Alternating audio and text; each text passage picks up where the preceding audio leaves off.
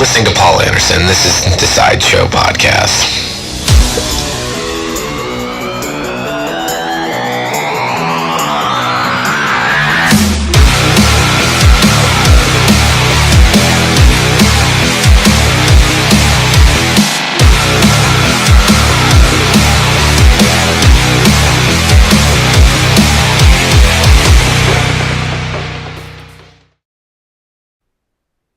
And welcome to this week's episode of the Sideshow PC. I'm your host, Paul Anderson, and this week is a good episode. I can't wait.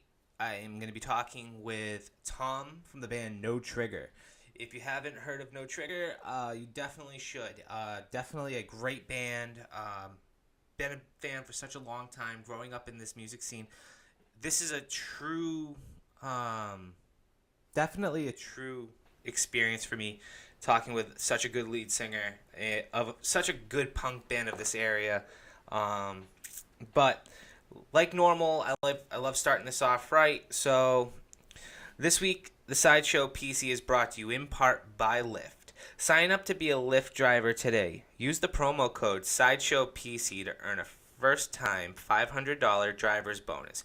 Become a Lyft driver today, and you can pick your own hours and be your own boss. Also, this episode is brought to you in part by Take This to Heart Records, who brought you the brand new McCafferty album called Thank You, Sorry, Sure, available now everywhere. So yeah, like I was saying, I'm going to be talking with Tom from the band No Trigger. They have a brand new EP out that we're going to talk about, and it's going to be a good one. But last week I did take off. I'm sorry that if you didn't see didn't get an episode, but I was a little busy. It's kind of like my Christmas, pretty much of the year. You know, I love Christmas, but nothing's better than going to the Vans Warped Tour. I had such a good time. I really did enjoy myself. It was a little different this year. Not to be a critic or anything like that, but they definitely changed up a lot. I guess if you're looking at it from, if you did go, it did rain. It rained a lot. They moved two of the main stages actually down to the amphitheater this year, which was kind of a little bit of a drag, but it is what it is. But I did see a lot of great artists. This year I got to see Stick to Your Guns, who I think stole the show for me. They were just I've been dying to see them, and, it was truly an experience to see Stick to Your Guns, and I will say that it was my first time, and it definitely won't be my last. I also got to see Dance Gavin Dance perform. They were fantastic. I love seeing them. That was a good show. They had a great set. Got to see the Boys and Lions play. They were fantastic. They were definitely probably one of my favorite bands, kind of on the Crimson stage, for sure. But who else did I get to see? I mean, there was such a good group of bands playing this year, and I got to see CKY, which, for me, that was a high school thing where, I grew up listening to them, watching them on the CKY VHSs, and totally cool. I love them, and, it was great to see them actually, it was my first time getting to see them, so definitely, it was an experience just to say, I got to see CKY play.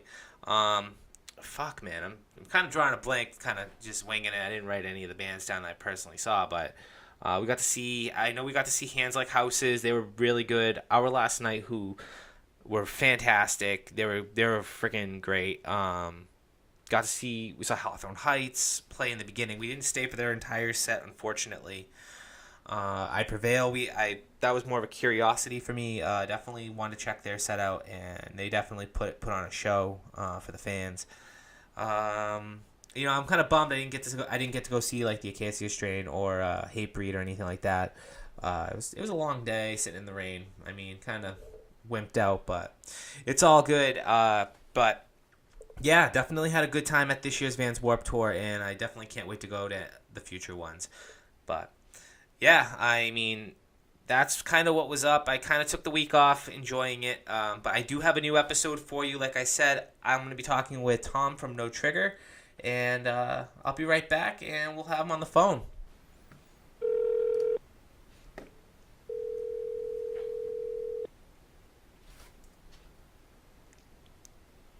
Hello, sir. Hello, how are you? Pretty good. All right. Yeah. I'm doing good. I can hear you. Everything's all good on this side. All right. Yeah, I got my earphones in. Oh, that's good. No, you sound nice and clear. All right, cool. So yeah, it's good talking with you, Tom. No Trigger, man. I can't believe you guys are actually doing your thing. I'm excited. Yeah, man, me too. Yeah, it came out of nowhere. So You know, got shit coming down the pike here. I know. I mean, I think that's one of my things that I like about No Trigger is like, you guys have kind of like, I don't want to say you guys aren't really that consistent, but in a way it's like, you love surprising people when you do you come out with new music and play shows and whatnot. How has it been, I guess, getting back on the horse in one way? Well, it's like riding a bike, right? It's easy. You just, it all clicks back in. But the way this all came about was kind of cool because last year, right, I went to Punk Rock Holiday on vacation, right? Mm-hmm. And I, just as a trip, and me and my, couple friends went, and my girlfriend, and it was great. And then I was like, yo, next year we gotta play this, and that's how this whole thing started. It was like, I reached out to the booking agent. I was like, hey, let's, do you think we can get on this cool festival over in Europe? And it worked. And then everything kind of like got backloaded from there. Like, oh, well, if we're gonna do that, we need a full tour. Oh, if we're gonna need a full tour, we're gonna need a record. Oh, if we're gonna need a record, it's gotta be good. So it's all like, so it was kind of classic way that we do things. It's like, we have a thing set up, and then it forces us to do all the other steps to get to the point that we feel like we should. That's awesome, man. I love that you guys are back and you guys have like you said, you have an album. Yeah, man. It's awesome. I mean, it came out like better than we ever have recorded anything, and we're so excited. It comes out next Friday. Like it's on Spotify next Friday, so everyone can hear it then. But yeah, we're super pumped on it. That's awesome. Now, who did you guys end up doing the recording with? Well, it was we went back to Jay Moss, who is a good friend of ours, and and he's in Haverhill. But we so we recorded with him, but then we sent it out to the blasting room with Bill and Jason, who we did our Canyoneer record with, and they just turned it into a professional, amazing product. It was just, it was kind of like a, hey, maybe we should just, see if they're interested, and then they totally were, and it worked. So, and it came out great. So we're, you'll see, man. I can't wait. I love the first single, Dogs on Acid. It's on YouTube, and it's doing really good, and I listened to it at least a good couple times, and it definitely holds up to kind of like, being a No Trigger fan and myself, it's like it holds up to the weight, and that's what's kind of nice about it. There was no disappointment, and I guarantee you the rest of that record is going to be fantastic for all the fans to hear. Yeah, man. I appreciate that. So yeah, I mean, like I said, it's like riding a bike. Are you excited to get back on the road as well? I mean, I know kind of staying home too. I mean, that's fun, but I mean, getting back on the road must be really exciting.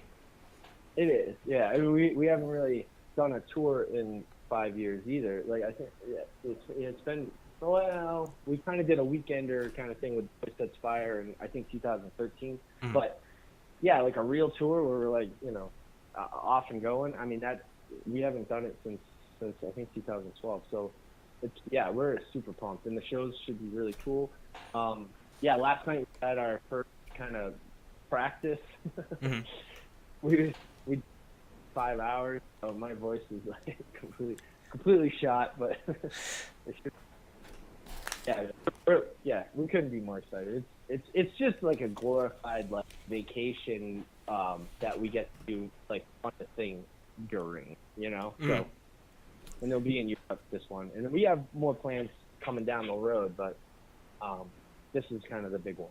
I know you guys have a show out in Worcester coming up at Ralph's, if I'm correct. We got a show in Rouse. We got probably, and it's 99% confirmed. The day before, we're going to be playing down in Brooklyn. We got some secret stuff after the Ralph show coming up, and then we go down to Fest in October. That's exciting. Now, I guess I'd love to back it up a little bit, because when I first learned about No Trigger, I was a Webster boy, and I heard about you guys from playing in Oxford at the VFW halls. Yeah. So I guess at this point in your career as a musician, you guys have kind of made your steps from VFW halls to bigger venues, and you kind of made your way around. How does it feel, I guess, now, all in all, with No Trigger? Like, how do you feel your career has been going so far from, VFW halls to playing sold out Palladium shows?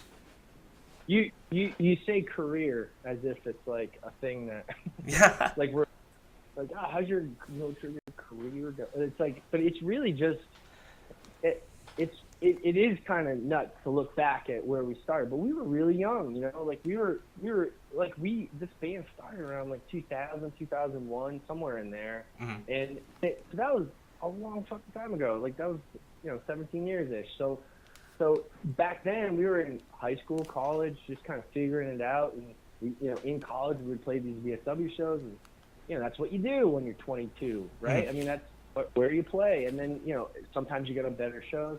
And then eventually you keep putting out stuff, and hopefully it's better than the last or comparable, and hopefully people like it. And then it just kind of comes with the territory. You make friends with the bigger bands, and it just kind of piles up, and it's nice. And you get to a point where you could go to Europe and headline, and it's there'll be 100 or 200 kids at the show, and you're like, damn, this is great. And it's phenomenal. But career, that is the word I'm kind of That's a big word. It's not it's fun, right? And I think that one of the biggest takeaways that I remember is that when we were like touring full time, like off of Canyoneer and stuff, I found that the less we gave a shit about what people thought, the more we were respected, and the more people were into it. So like if you look at our timeline, like literally the less, like it's like a you could chart it out. Like if you did like give a shit on one axis and like like in popularity on the other, like it would correlate. And it's like, I don't know, that was like I don't know if that's a punk thing or a hardcore thing or whatever, but it's definitely a thing. And now we're at the point where we all have full-time jobs. We all have, some of us have family stuff and married and all the rest. But yeah, it's like it's just a bonus, nice little thing. And if we can kind of kick it up every once in a while and put out something new and kind of give it a refresh, we'll do it. It'll never die. Yeah, and that's what we did. And I think that's the important part, is still like, not giving a shit, having some fun. And, I agree. When you look at it as, like I said, a career, it's not a career. This is what you guys love to do, and being able to keep it alive is important. And I think that's a great way to look at it, because you don't want it to be work. No, and it shouldn't be. And it's like a never-ending art project in a way. Like it just kind of, you can just keep adding to it and popping it. If you look at bands, like big bands, like say even like someone like, I always like think of like the Bouncing Souls, right? Mm-hmm. Like they're not always touring. They're not always like, they'll never not be able to be massive, in certain areas, because they just have a back catalog that everyone's always gonna love, True and story. It's like you just keep it going. You pop a record out every 1 or 2 or 4 years or something, and then the music doesn't die. So that's the cool thing about it. I think my next question for you is pretty much, how did you find yourself involved with No Trigger at such a young age? I mean, what's the story behind Tom being in No Trigger? Yeah, well, it was, you're from Webster, I'm from Oxford. Mm-hmm. I remember I was in high school, and it was just kind of like that thing. It was like, well, it just popped in. You're like, oh wait, what? Mike, my guitarist, like we were 15, and he was like, hey, look at this band, Pennywise. Yeah. Like, wow. And that was in like 1997, right? So that was a long time ago, and that was 20 years ago. That's crazy just thinking about it right now. But so it was that. It was like, oh, what is this? And there's like, you're kind of just onto it if you are or not, And then, you get a guitar and you learn how to do some stuff, and that's it. I mean, that how it just falls into place. So that's what it was. It was just, being a fan of the music and then going, hey, that guy up there doesn't look like he knows too much more than I might. I could do that. Let's try that, and that's it. And then it evolves. It's all history from there. Yeah. So I guess what was your earliest influences in the beginning? I mean, like you said, you loved Pennywise. Was there any others kind of going forward? Dude. Well, I was super into like Metallica and stuff. Like in the beginning, like I was really into like kind of AAF kind of stuff. Okay. Like in the very beginning. But it was a time. And then like I got into like that, like it's crazy, like you don't know what you like or what you shouldn't like or what you just like kind of like a lot of things. And there was a time where I was really into like when Limp Bizkit's first album came out. I think it was like 1997, 1998, something like that. I was like, oh, this is great. Like, that you just don't know what you're into. There's always the stuff that was like a little outside the edges, like you knew like only a certain amount of people knew it, and I liked that stuff, but eventually it all honed in, and it was like, Descendants, No Effects, and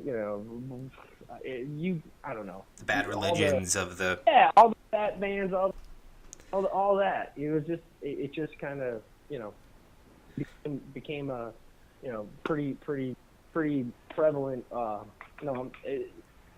It was like you get into one thing, and then it's like, all right, yeah, this is where I belong, and it was there. And then while that was happening, and I know this is kind of off topic, but like all my other friends were getting into like hardcore stuff, and I was like, no, I like it, but I like this more. And like I always was a little conscious about like No Trigger type of music, because it was like it wasn't as kind of cool or it wasn't as kind of heavy, but I was like, no. I like this, and this is what I want to play. This is what I want to write, and that's what kept us going. And most of those bands don't play anymore, and we kept it going. So it's wild because like I feel like growing up in the scene too. I mean, I think that's what made No Trigger so special, or makes No Trigger so special, is the fact that like you guys always kind of stood outside of the circle. Like you always had your pop punk bands or your metalcore bands or your hardcore bands in Boston or Worcester. But I think the thing is like you guys were categorically we're speaking like a punk band, but at the same time though you guys could fit in with literally anybody and play at any time, and you knew you were getting a good show. So I think that was our claim to fame, was like we could play any show. We could play a ska show or we could play a metal show. Exactly. We could play any show. Like we could. And we have, like, we've toured with every type of goddamn band. It worked. Whatever the heck, it was. I like how you nailed it. And I think that's important, especially where, like, I feel like, a lot of the shift in the music scene nowadays is, like, you have everybody going to either a hardcore show or a metalcore show or any of that. And I love all music. That's what's nice about it, is, like, I'm not, very biased to one genre. So that's why I like No Trigger, is in that aspect. It's like, they fit in, and it's like when you're listening to like Canyoneer, I think that's where I kind of go back. It's like, I feel like I'm listening to a punk record, but then in the next minute you're like, this could kind of, it's on the heavier side than your normal punk record. Yeah. I mean, it's not your typical like No Effects record, and I love No Effects. So yeah. It's a bunch of influences, right? And to go back to your thing, it was like we kind of, I think, found a zone where we were like kind of melding like California skate punk stuff with like East Coast like like the hardcore East Coast, like the Kid Dynamites and the Strike Anywheres of the world, right? Exactly. So we kind of so if you look at what we do, it's that. It's like we got the fast beat, we got the things, and we know how to play it, like the harmonies with the skate punk stuff. But we also, we're influenced by Kid Dynamite and Bigwig and whatever from the East Coast and Wilhelm.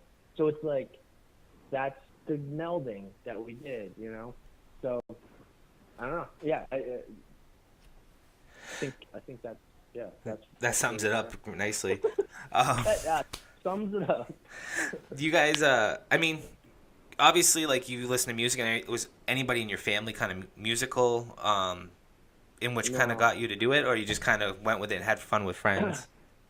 Yeah, that was it. I mean, my mom likes music, like listens to music. She took me to a Steely Dan concert when I was like 13 for the first time. That was like, so I was like, oh, this is neat. But it wasn't like they were into music. She had a guitar around, and she never knew how to play it, but she had it kind of thing, an acoustic, and that's my first one. I still have it. Like that's how I learned was with that. So that was at least in the house. But that's kind of the extent. So I do want to talk about your EP.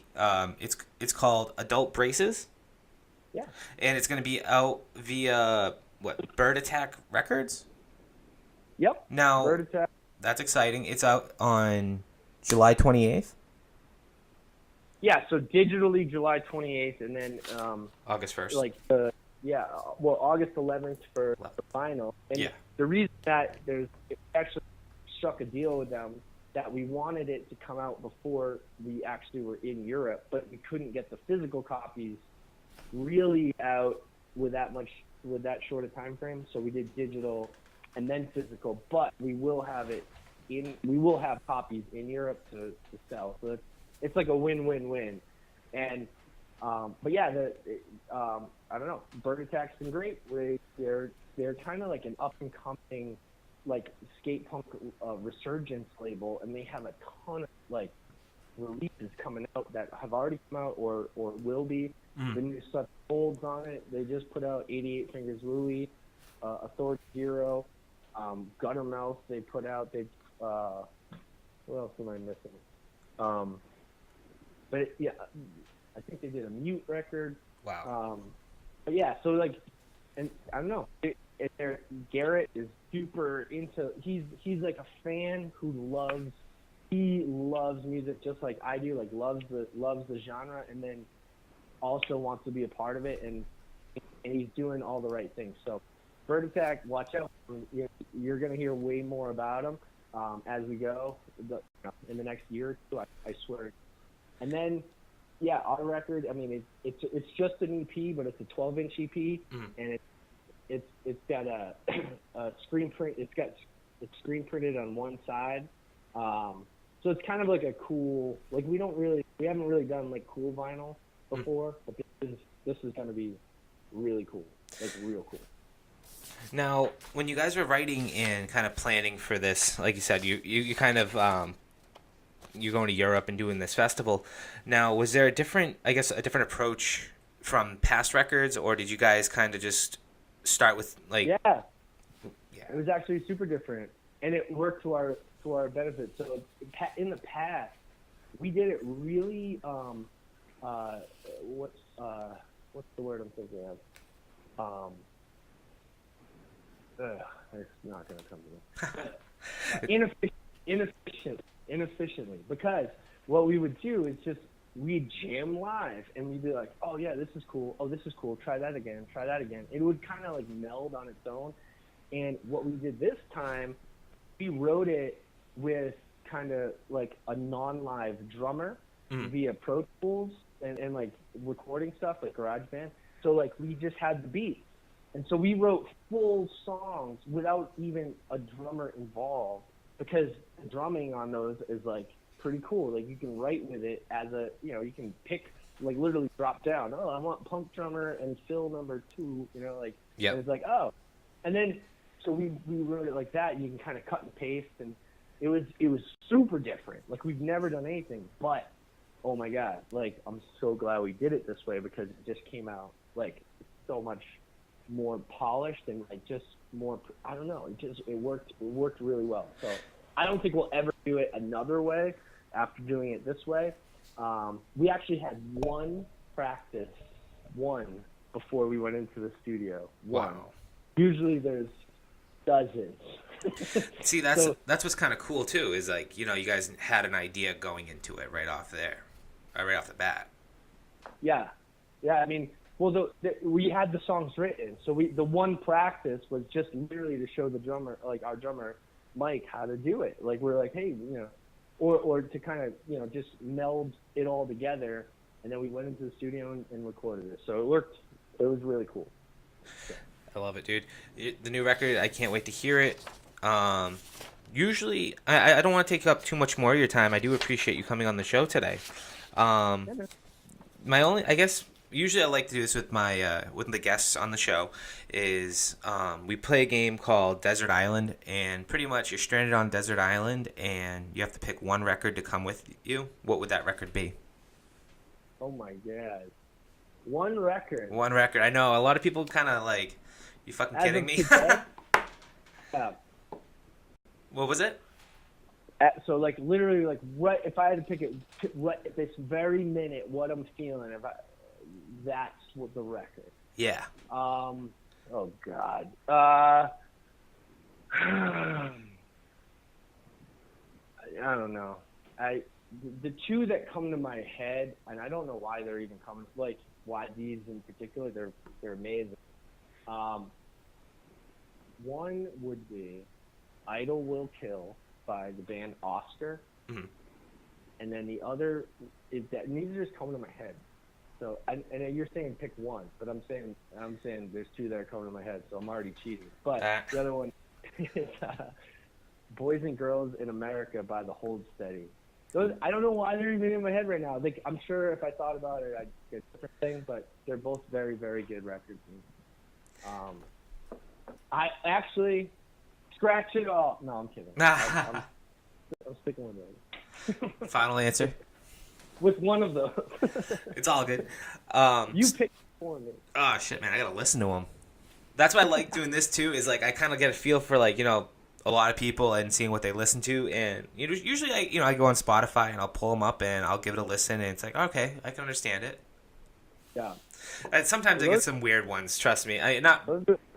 Those are good records, I'll tell you. So. There's some people, like, I've gotten to interview, and they hit you with a left turn, and you're like, really? Like, that? And like, yeah.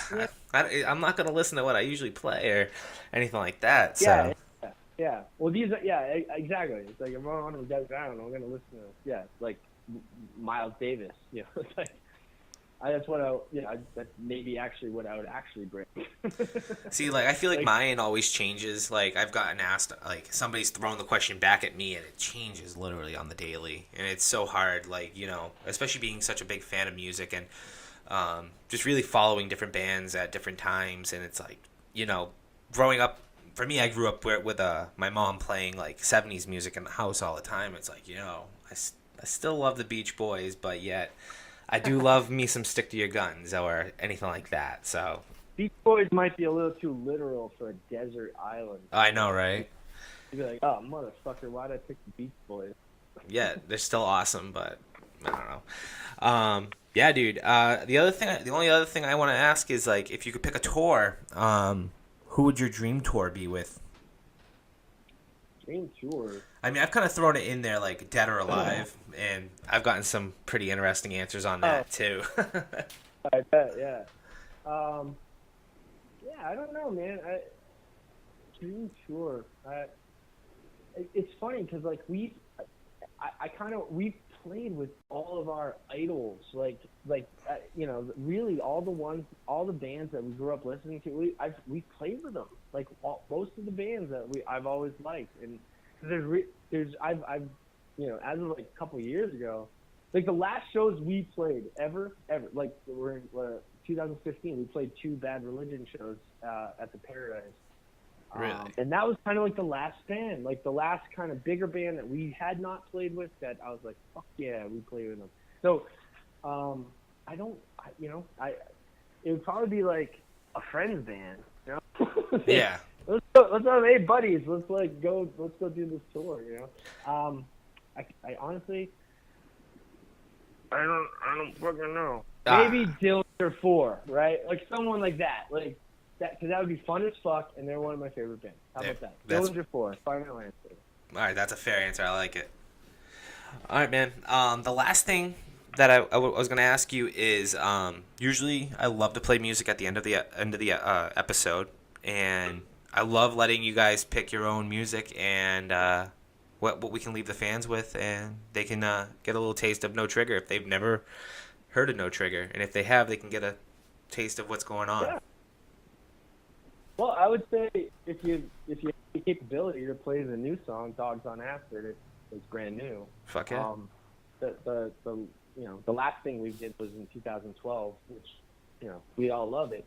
It's 5 years old now. So I would say if you can, just throw that one on. All right, I'm gonna throw Dogs on Acid at the end of the episode, and I hope everybody enjoyed. And Tom, thank you for your time. I really do appreciate it, brother. No problem, Paul. No problem at all. All right, everybody. This is Paul Anderson. All right, thanks so much. Thanks, Tom. And this is Paul Anderson from the Sideshow PC. And thanks for listening. And this is Dogs on Acid by No Trigger. Check them out at Ralph's. I'll leave a post over on Instagram, and you guys can definitely check them out if you want to get out to that show, because it's going to be fun. It's not that. I think it's like $10, dude. $10, and it's September 22nd. Fucking A. I mean, $10, anybody can afford that, and it's not. It's going to be fun. So get out there and enjoy the show, and definitely catch No Trigger while they're out and about. And until next week, take care.